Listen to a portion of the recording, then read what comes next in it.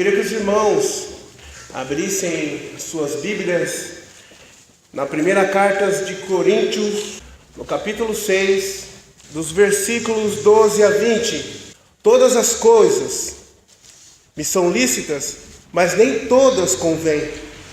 Todas as coisas me são lícitas, mas eu não me deixarei dominar por nenhuma delas.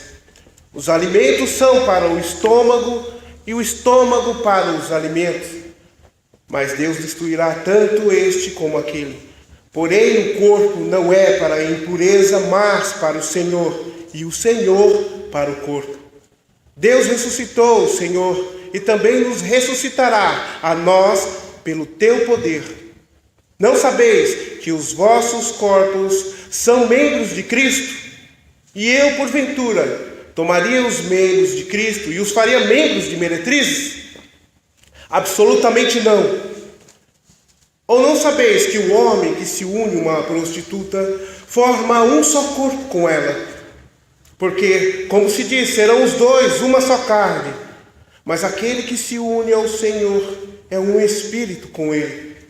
Fugir da impureza. Qualquer outro pecado que uma pessoa cometer é fora do corpo. Mas aquele que pratica a imoralidade peca contra o próprio corpo. Acaso não sabeis que o vosso corpo é santuário do Espírito Santo, que está em vós, o qual tendes da parte de Deus, e que não sois de vós mesmos, porque foste comprado por preço. Agora, pois, glorificai a Deus no vosso corpo. Abaixe suas frontes, amados, vamos orar a Deus. Senhor Deus, peço a tua direção, a iluminação do teu Santo Espírito, a condução do seu santo e o teu poder. Que o Senhor possa abrir o entendimento daqueles que ouvirem essa palavra, abre o coração e que tudo possa ser feito para a honra e glória do teu nome. É no nome precioso de Jesus que oramos e agradecemos. Amém. Irmãos, eu vou contar o contexto em que vivia essa igreja, a cidade de Corinto, onde viviam os corintianos, assim, né? Não era um bom lugar para que um homem decidisse abrir a tua igreja, mas Deus prove a Paulo ir a esse lugar e montar um ponto de pregação e iniciar esta igreja. A cidade era uma cidade importante e era uma sede da Acaia. A Acaia era uma divisa da Grécia, também pertencente a Roma. E é uma cidade portuária, onde que o comércio, é a abertura do comércio para a Ásia Maior e a Ásia Menor. Era uma cidade riquíssima, com poder aquisitivo bem alto, comércio, muitos estrangeiros, muitas pessoas. Para nós hoje é uma metrópole, uma São Paulo, uma cidade movimentada. Existia também jogos ístmicos. Esses jogos eram em homenagem a Poseidon. É uma história longa por detrás disso, mas eram esses jogos. E competia com os Jogos Olímpicos de Roma, só para você ver a importância dessa cidade. Existiam também muitos templos pagãos. Existiam templos nessa cidade que tinha profetisas. E essas profetisas, quando faziam o seu culto, tinham relação sexual em cima, no púlpito, com o culto. Elas rapavam a cabeça, cortavam seus cabelos em homenagem aos seus deuses, simbolizando a fecundação, a fertilização. E tanto é que Paulo aqui exorta os coríntios a que a mulher não suba no púlpito e também não corte o seu cabelo, justamente por isso, para não ser confundido com essas mulheres aqui. Que os seus maridos ensinem elas em casa, que elas não poderiam subir ao púlpito. Não que isso seja uma doutrina vinda de Deus, mas era um cuidado que o apóstolo Paulo estava pedindo à igreja ter, para não ser confundido com essas profetisas.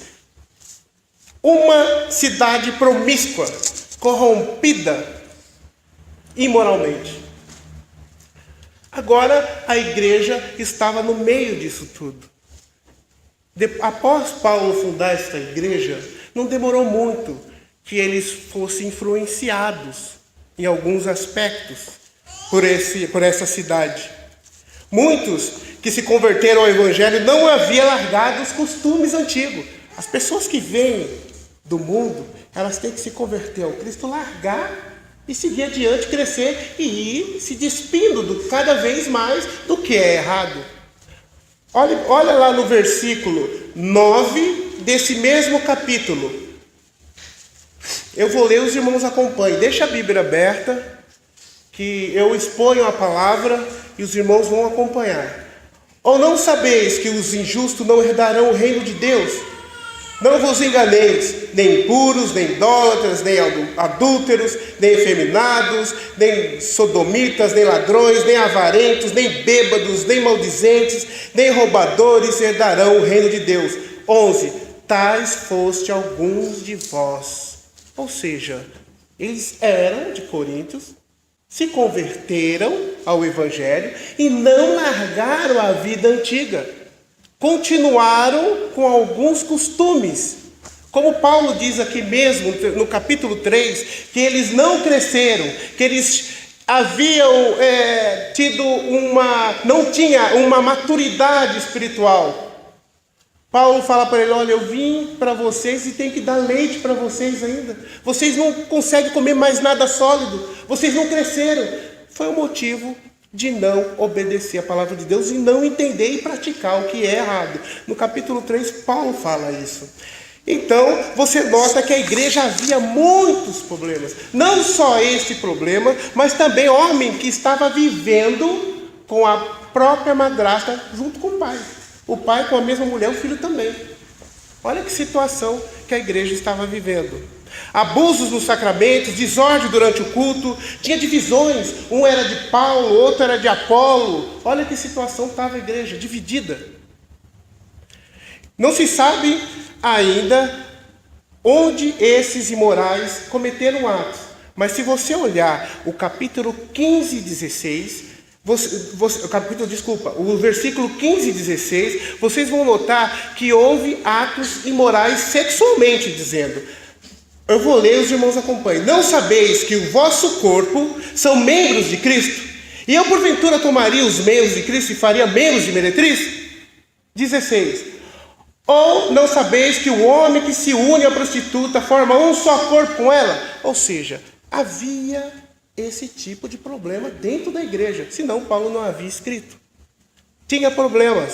Então, quando essas pessoas foram exortadas, o que aconteceu?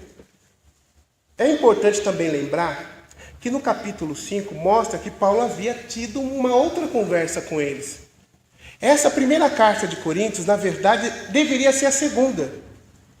E a segunda deveria ser a terceira.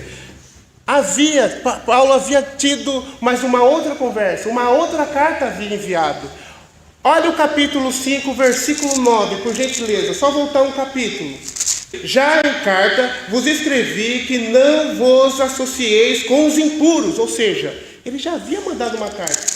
Deus, com a sua soberana vontade, não permitiu que nós a encontrássemos. Mas quando encontrar, acho que vai esclarecer bastante coisas. Mas só para que nós compreendemos aí o quê? Que essa carta que Paulo mandou, ou seja, tinha pessoas dentro da igreja que via essas coisas erradas e comunicava a Paulo. Então Paulo mandou uma carta. E veio depois uma resposta para Paulo dessa exortação. E então Paulo exorta novamente. O que aconteceu? Tinha uns refrões, uns jargões, umas declarações desses imorais.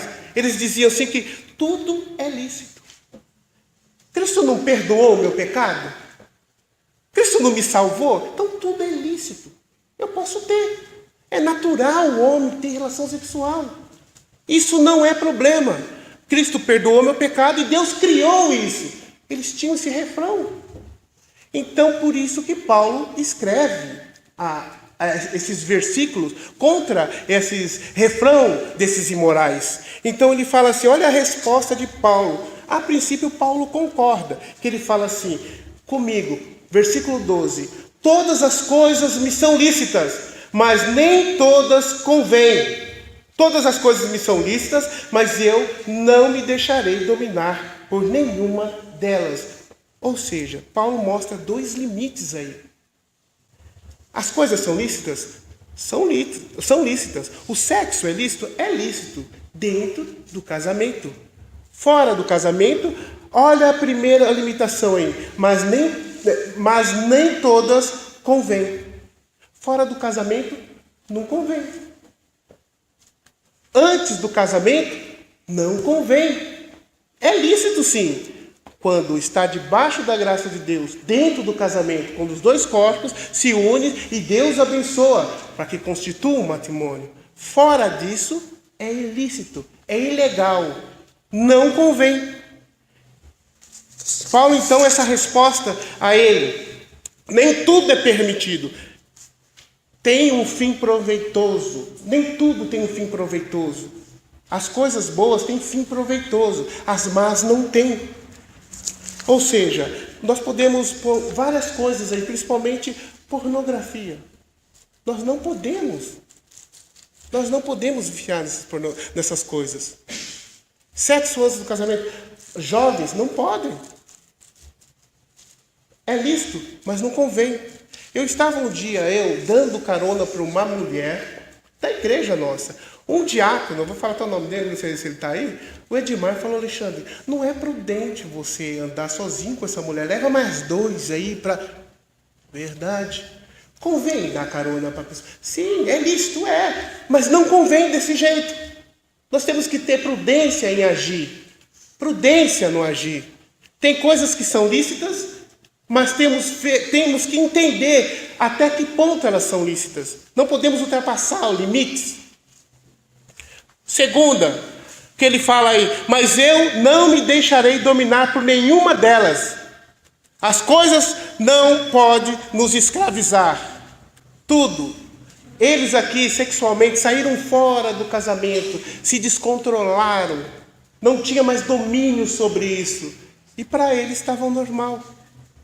Nada, nem as ilícitas pode nos dominar, nos escravizar. Eu posso falar de outras coisas. Netflix. Tem pessoas que ficam 5 horas assistindo séries. Entra dentro de um quarto e não ora, não lê uma Bíblia, não estuda, não agrega conhecimento profissionalmente ou outras coisas a mais para crescer na vida. Coisa melhor, fica lá 5 horas, está dominando. Essas coisas, nós temos que ter controle nessas coisas. Não essas coisas têm controle sobre nós. Celulares. Quantos jovens, adolescentes escravizados, como zumbi, andando, não conversa com ninguém, chega dentro do quarto, não conversa com vó, não tem comunhão com a família, por causa de celular. Desde dominar e saber controlar, não são controlados por essas coisas. Paulo é o que está dizendo. Convém, é lícito. É lícito. Mas eu não posso ser dominado por essas coisas. Escravizados. Nem o ilícito, nem o lícito. Eles deixaram essas coisas dominar. Tudo para eles se tornou lícito. Já pensou se no jogo da Copa, da Brasil e Alemanha, para dar aquela vingança, num domingo, 6:30 da tarde... Brasil e Alemanha, para aquela vingança lá, o time vindo ganhando, embalado. Eu falei: nossa, é agora a vingança. E tem que vir num culto. Eu tenho que vir agradar a Deus. Eu vou mostrar quem é meu Senhor. Eu tenho controle. Eu vou ver isso depois. Eu quero mostrar nessa situação quem é mais importante na minha vida. E aí? Situação, né? Depois desse debate, desse refrão, dessa resposta de Paulo, então eles dão mais outra desculpa esfarrapada. Olha a outra que ele fala aqui. Ele diz assim, eu vou ler, lê comigo. Não precisa ler, acompanhe, por gentileza. Os alimentos são para o estômago, e o estômago para os alimentos. Mas Deus instruirá tanto este como aquele. Porém, o corpo não é para a impureza, mas para o Senhor, e o Senhor para o corpo. Ou seja, olha o que eles estavam dizendo, olha, o estômago é para o alimento. O alimento é para o estômago. É natural isso. Eu tenho um órgão genital. tenho sexo, logo, filosofia, silogismo, logo eu posso satisfazer o meu desejo. Não há problema nisso. Deus criou isso. Isso era a desculpa esfarrapada dos imorais para Paulo. Que situação. Infelizmente, amados, muitas vezes, eu vou tirar já uma aplicação para nós não perdermos tempo, mas muitas vezes, quantas desculpas também damos para errar, para fazer o que é errado. Tem um casal de namorado que ele falava assim, ó, não, eu conheci minha namorada, mas assim, nós iríamos se casar. Eu amava ela e ela me amava. Errado. Desculpa para fazer o que é errado. Não convém.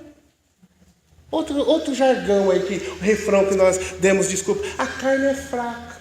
E Deus sabe que nós somos pecadores. Para que nós praticamos o que é errado. O homem não há um justo, usa até a Bíblia. Não há um justo sequer. E usa esse refrão para fazer o que é errado. Na verdade, nós não podemos pecar, amados. O pecado na nossa vida tem que ser um acidente. Ou um escorregão numa casca de banana. Você vive se acidentando? Você vive escorregando numa casca de banana? Eu sempre falo isso. Não. Não é para ser contínuo. Não tem que viver em pecado. Essas coisas não podem nos dominar. Jamais. Não devemos viver em pecado. E as pessoas hoje usam desculpas. O homem é fraco, a carne é fraca, para poder viver, para fazer o que é errado, ou justificar o que está fazendo. Ah, foi falha. É bem assim. Infelizmente, a resposta de Paulo, Deus destruirá, quando ele fala do alimento e do estômago, ele fala assim, ó, mas Deus destruirá tanto este como aquele, porém o corpo não é para a impureza, mas para o Senhor, e o Senhor para o corpo. Tudo que você enxerga, tudo que você vê nesse mundo vai passar. A história desse mundo um dia vai terminar. Tudo que há nesse mundo vai ser destruído. Quando Deus vir, estará o seu juízo, estará o seu reino, essas coisas não terão mais valor algum, não terão mais sentido, serão destruídos das suas vidas. Por isso que Paulo fala aqui, ó, Deus destruirá tanto este como aquele. Porém o seu corpo não é para a impureza. Olha para que é o seu corpo. O seu corpo é para o Senhor e o Senhor para o corpo. Ou seja, Deus, Ele uniu você com Ele. Deus vai te usar. Deus usa esse corpo. Deus vai usar você como instrumento para trazer outros. E para muitas outras coisas. Isso é o propósito do corpo. O corpo tem uma finalidade, um propósito. O corpo não é para impureza. É criado para a vontade de Deus. Usado para o teu reino. Eu estou levantando o papel aqui que deu uma luz. Não dá para enxergar. Mas na realidade tá ruim. Então é isso que acontece com o corpo. O corpo é para Cristo. E o Cristo é para o corpo. Você é santuário do Espírito Santo. Deus vai te usar. Por isso que você não pode ser impuro. E mais, depois de você ser usado por Deus, depois de ter vivido uma vida consagrada a Ele, depois que Deus usar você como instrumento, você vai falecer. Você vai envelhecer e vai morrer. Mas olha o que ele fala no versículo 14. Acompanhe, irmãos. Deus ressuscitou o Senhor e também nos ressuscitará a nós pelo seu poder. Deus vai nos ressuscitar. Todo o processo de Cristo, todo o comportamento e tudo o que Cristo fez vai acontecer conosco. Devemos imitar Cristo, a sua vida aqui, e quando Deus for fazer estas coisas, conosco é a mesma coisa que aconteceu com Cristo. Cristo ressuscitou, quem morreu em Cristo também vai ressuscitar. Cristo foi levado ao céu, também nós seremos glorificados, levados ao céu em encontro de Cristo. O arrebatamento, essas coisas vão acontecer conosco. Aquilo que aconteceu no domingo de manhã, no terceiro domingo, que Cristo ressurgiu dos mortos, é verdade. Não foi um vapor, não foi um gás, não foi uma sombra, não foi uma projeção. Foi Deus, com o teu poder, ressuscitando o teu filho. E isso acontecerá conosco. E é isso que ele está falando aqui. Nós iremos ressuscitar. O que Paulo quer mais nos informar é que devemos ser imitadores de Cristo. Paulo também fala isso em outra ocasião. Sedes meus imitadores, por quê? Não ouvi? Sedes meus imitadores, por quê? Eu sou de Cristo. Nós também devemos imitar Cristo. É isso que Paulo está querendo nos dizer assim. Deus irá fazer a mesma coisa. O que aconteceu com Cristo, na sua morte, ressurreição e ascensão, acontecerá também conosco. Você sabe por que não podemos pecar? Você tem a noção? Por cima do que estamos discutindo? O versículo 15, então, vai nos responder. É sobre uma união mística. Preste bem atenção. Não sabeis que os vossos corpos são membros de Cristo? E eu, porventura, tomaria os membros de Cristo e os faria membros de meretrizes? Olha aí que ele fala. Cristo, meus amados, ele habita em nós. Quando ele morreu na cruz do Calvário, Deus, ele te escolheu antes da fundação do mundo. E quando Cristo morreu, ele te fez um com ele. Abra em Romanos, ainda com o dedo em Coríntios, Romanos capítulo 6 e versículo 5. Com o dedo em Coríntios, não largue, porque se formos unidos com ele na semelhança da sua morte, certamente seremos também da semelhança da sua ressurreição. Ou seja, na morte de Cristo, você, escolhido, predestinado para Deus, foi unido com Cristo. Você foi unido com Cristo. E agora imagine só, os namorados que não são casados fazem coisas erradas, fornicam. A pessoa que é casada é infiel, vai para fora, tem um outro caso. A pessoa que é casada vai para um prostíbulo. Ou enche a cara, sabe de uma coisa? Eu vou encher a cara aí. Crente, usa droga. Sabe o que Paulo está falando aqui? Eu vou pegar os membros de Cristo e fazer membro de Cristo. Sabe o que ele está falando? Que quando você faz estas coisas, quando você corre para fazer o que é errado, você está levando Cristo junto.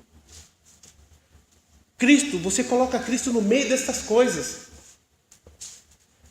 Quando você erra, você coloca... Por quê? Porque você é um só com Cristo. Seus membros, você uniu com Cristo. É chamado da linha reformada que é união mística.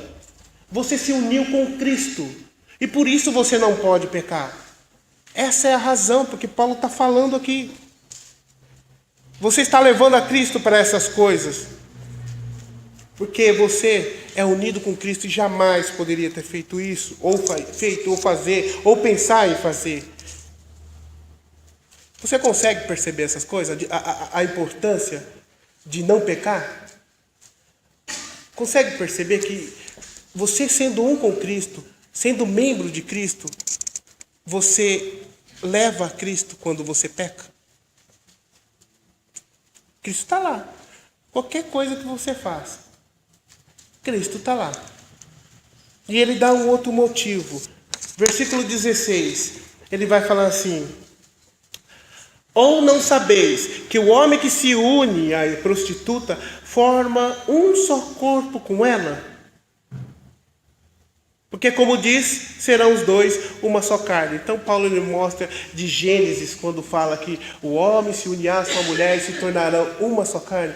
Uma pessoa casada já foi unida com outra. Aí ele vai e se une com outra. E está levando Cristo junto. E está se unindo com a esposa. Ah, mas se dois crentes não são casados e se unirem? Está fazendo errado. Se você tem esse ato antes do casamento, você não está atraindo bênção de Deus. Você está atraindo a maldição. E está levando Cristo junto. Porque você faz parte de Cristo. Você é membro de Cristo. Você é morada de Cristo. Versículo 18. Ele então dá Paulo então dá uma amostra que você deve fazer. E ele fala no versículo 18: fugir da impureza. Foge da impureza. Foge do que é errado. Foge do que é mentiroso. Foge daquilo que tem aparência do mal. Foge. É isso que Paulo está dizendo. Continuando no versículo 18. Qualquer outro pecado que uma pessoa cometer é fora do corpo. Mas aquele que pratica a imoralidade peca contra o próprio corpo. Eu não estou dizendo que tem pecadinho, pecadão. Mas diante de Deus é pecado. Tudo é pecado. Mas esse pecado de imoralidade, isso aí atenta contra a própria pessoa. Essa imoralidade, traição, infidelidade, essas coisas mexem com a mente, é pecado. É mais severo, é devastador a consequência disso. Afeta a família, afeta a namorada, afeta você, a tua história, afeta todo mundo esse pecado. É um dos piores pecados que existe. Nós não classificamos, mas eu falo assim para você. Se um coitadinho roubar 10 centavos e um cara roubar 10 milhões, diante de Deus é roubo. Concorda? Mas a consequência será diferente. Talvez alguém pode falar, miserável, pegou 10 centavos, toma mais 50 aí. Mas 10 milhões a polícia vai atrás. O dono vai querer o dinheiro, vai te trazer perturbação. É diferente. Você vai ser preso. O pecado de imoralidade é isso, é de 10 milhões. Para você entender a analogia. Não é qualquer pecado. É contra o seu próprio corpo. E Cristo junto. Essa é a questão. Essa é a questão. Versículos 19 e 20. Vai falar assim: acaso não sabeis que o vosso corpo é santuário do Espírito Santo, que está em vós, o qual tendes da parte de Deus, e que não sois de vós mesmos? Porque foste comprado por preço, agora pois glorificai a Deus no vosso corpo. Antigamente, Deus, nos tempos da arca, ele vivia em tendas, fazia presente nas tendas, nos tabernáculos, nos templos. Hoje, ele habita em você. Hoje, ele tem um santuário, que é você. E esse santuário foi comprado. Lá na cruz do Calvário, Deus comprou, pagou um alto preço por ele.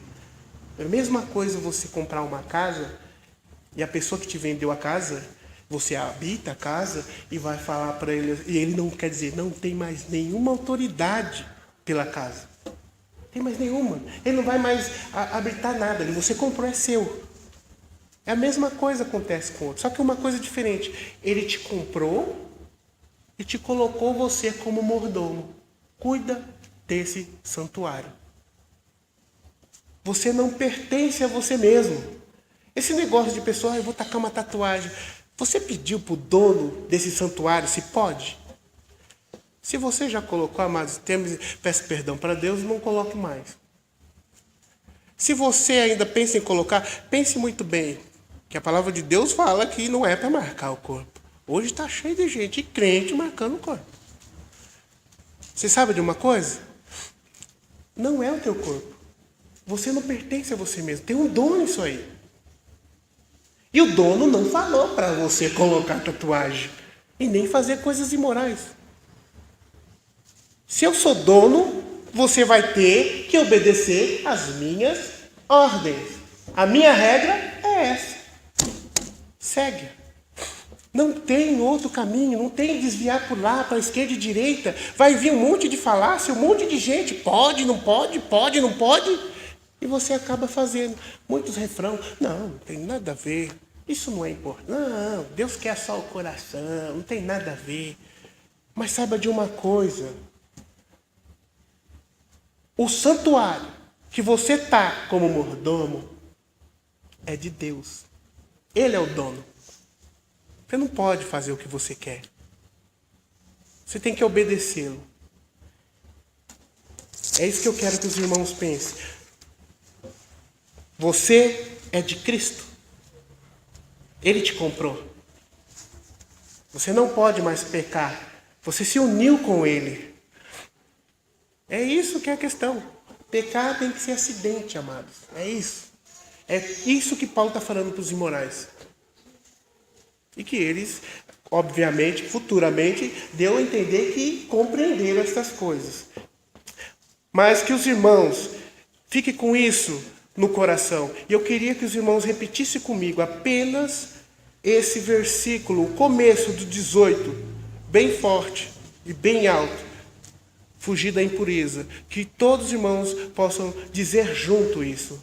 Vamos lá? No 3. 1, 2, 3. Fugir da impureza. Mais forte. Fugir da impureza. Amém. Qualquer coisa que você fizer, quer bebais, quer comais, quer fazer qualquer outra coisa, faça isso para a honra e glória do Senhor Jesus Cristo. Amém.